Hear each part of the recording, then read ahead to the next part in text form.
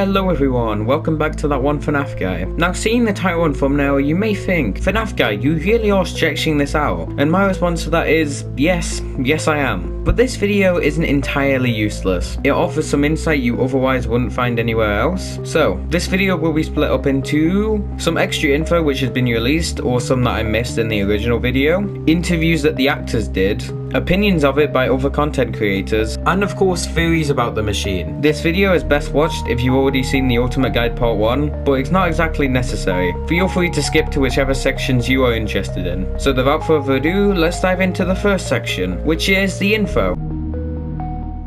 So of course the biggest thing we've got since that video is the merch. We got a figure by U2's, which features Mike and Shreddy. It's designed by the Real Rat-Kun on Twitter. It released on May 24th, and they ship in the next couple months, sometime between November or December. We got our first behind the scenes look of FNaF 2. In the background you can see one of the stores used on Shreddy. We got a new behind the scenes photo of Mike in the torture machine, which was on a lobbycon shown to the public by, and I apologize if I butcher this, well it's _Diner. I did a breakdown of all the names given by the puppeteer, but I didn't mention any other actors. Stoker Ace, the actor for Hank, called it Torture Freddy. Dorko also called it Torture Freddy in his vlogs. Torture Freddy. Gazbowski called it Shreddy Fazchair, way before RT popularized the name Shreddy. And in the credits of the film, RT is credited as simply Captain Puppeteer or Utility Puppeteer. That's all I could find. So let's move ahead to the interviews. So the first one is by Flooferland. So the actual chair itself has air compressors to make the wrist clamps open and close. And to keep them closed, they had a magnetic field. The chair mechanism, it did have, actual air compressors that was making the clamps open and close. And then there was a magnetic field that was holding them closed. But it wasn't so strong that I couldn't get out of anytime I wanted to. And he did hurt himself in that scene. I did hurt myself on that, but it was from my performance, and it wasn't from the setup itself. It's because I was holding my hands against these clasps to make it look real. And the blades in the mask were all EVA foam. As far as the mask goes, I mean, you guys go to cons, you know what EVA foam is. All the blades in the mask were EVA foam that were just very well carved and airbrushed and looked like metal, so I didn't have like actual metal spinning at my face. And the crane contraption was moved towards his face by some puppeteers. And the whole crane contraption that's on was controlled by two guys that were on the ground, slowly moving it towards my face. The second day of Ryan's filming was when he filmed the Shreddy scenes. I had 2 film days. My first day was pretty much half me, half Josh, and then the second day was just like all my stuff with the hallway and the chair and coming out of the vent. You got to see Shreddy on the first day while waiting to film the vent scenes.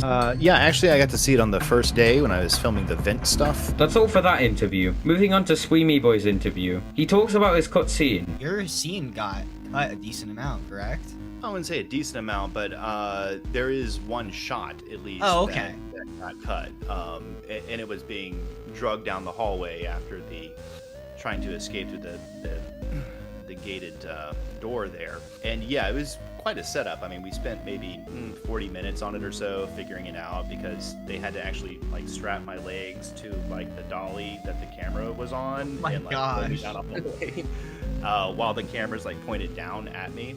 And they did it a couple of times with like one of the crew guys just to figure it out, kind of get everything dialed in. Like, all right, Ryan, you ready? I'm like, yeah, that's what I'm here for. And so the makeup department put a nice big old wad of like fake blood on the back of my head. So when I got pulled, it was like, it looked like a line of blood. And I was like, this is gonna look so awesome. Someone on set asked if he was comfortable in the chair, and he talks about some cut dialogue that he made in the film. She was like, you're doing great, Ryan. Are you comfortable in the chair? And I was like, as comfortable as one could be, yeah. I'm laying here, everybody else is standing holding equipment and stuff. And she actually had to remind me the one line that I had, which is no. And I don't even think that made it in, actually. I was gonna say, I don't think I heard it no.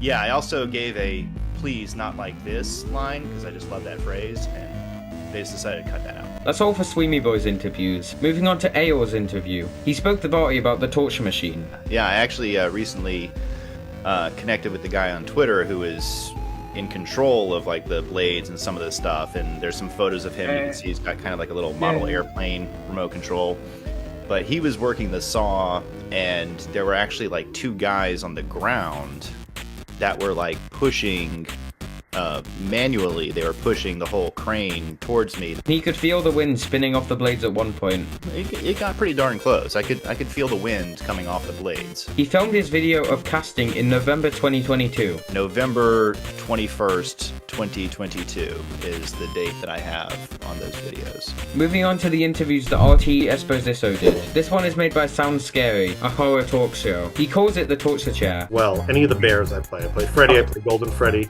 and then I play the torture chair that both the security guard and Josh Hutcherson interacted with in the movie. That's literally all for this interview. Moving on to Mag Freddy's interview. He watched it as close as he could, instead of using a monitor, which he would usually do for most scenes. So while normally I would watch my performance on a monitor to see what the camera's seeing, in this case I actually just stood as close as I could to Josh and the bear without getting in the shot, so that I could actually see with my own eyes when I was getting close to him and I needed to let go of the controls.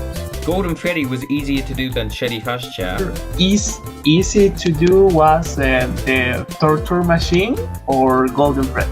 Oh, Golden Freddy. Scott supposedly has Shreddy at his house. That he wanted to take them home with him, and that he was definitely taking the torture chair with him. That's all for the interviews. Moving on to the content creators' opinions.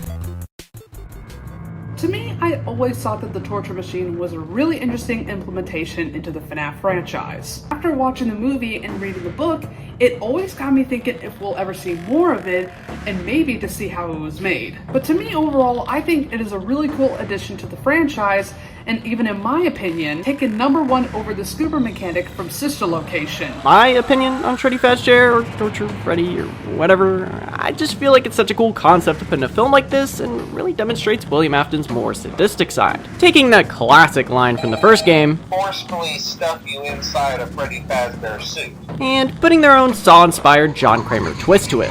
Literally.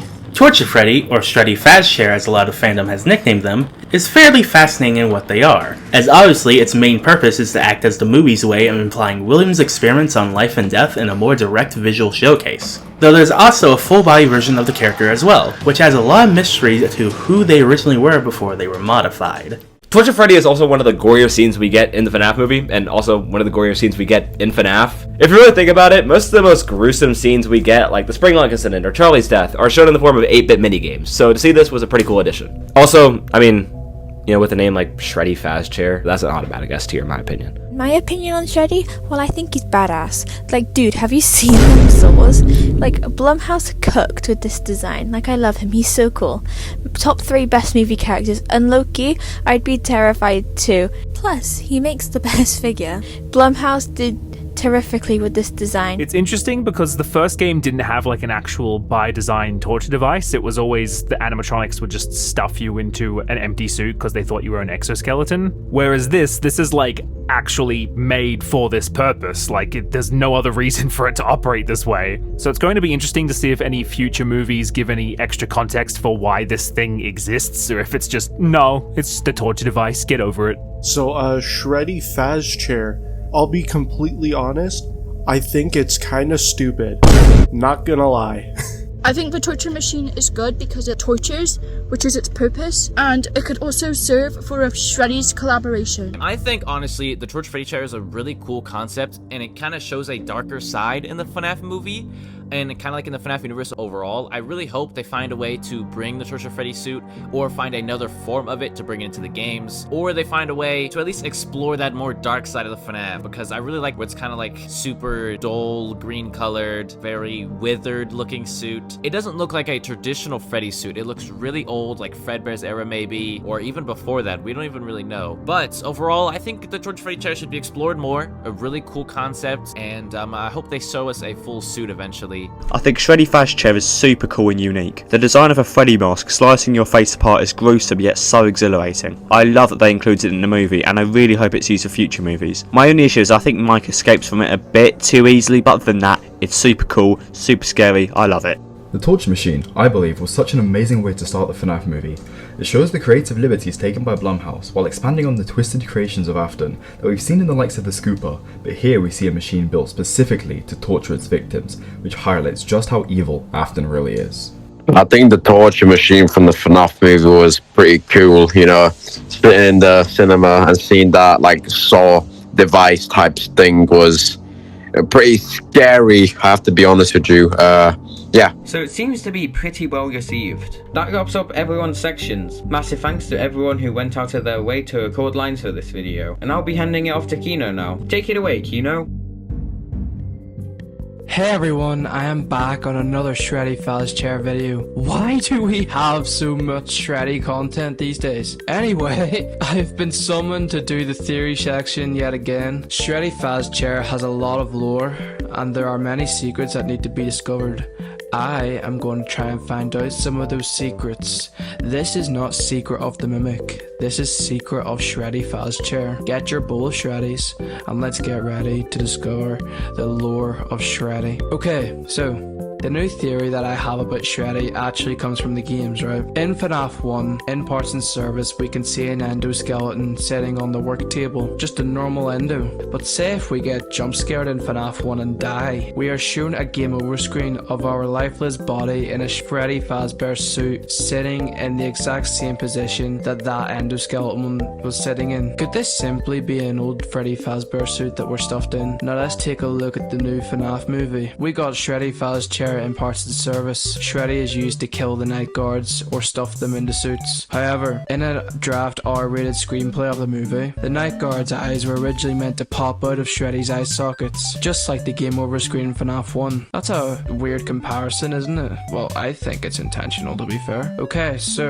Shreddy and this Freddy Fazbear suit we see in Parts and Service could literally just be the same suit. However, we see Shreddy's endoskeleton in the training tape. This endoskeleton looks just like the endoskeleton that we see in Parts and Service in FNaF 1. Shreddy's head may be that Freddy Fazbear suit head, and the body may belong to the endoskeleton in FNaF 1. Honestly, I just thought this was a cool way to explain what suit the guard is originally stuffed in FNaF 1, because like, we never actually did get an explanation on why there is just an extra Freddy Fazbear suit in FNaF 1, and Shreddy's head in the movie looks just like FNaF 1 Freddy's head. So yeah, I think that's a cool idea, I think that's a cool theory, and I'm pretty happy with it. And I want to say a massive thank you to that one FNaF guy for having me on the video. This was truly a Shreddy memory, and hopefully we can make more Shreddy memories in the future. So we're finished here. This has been an insane journey. Thanks to everyone for sticking around. So this is probably the last entry in the Torture Machine saga. Well, I say that, but you never know what can happen. But it'll probably only be if we get something massive, like a game which he features in, or it being in the FNaF 2 movie. But that's about all I have to say. So thank you for watching, and this has been that one FNaF guy, signing off.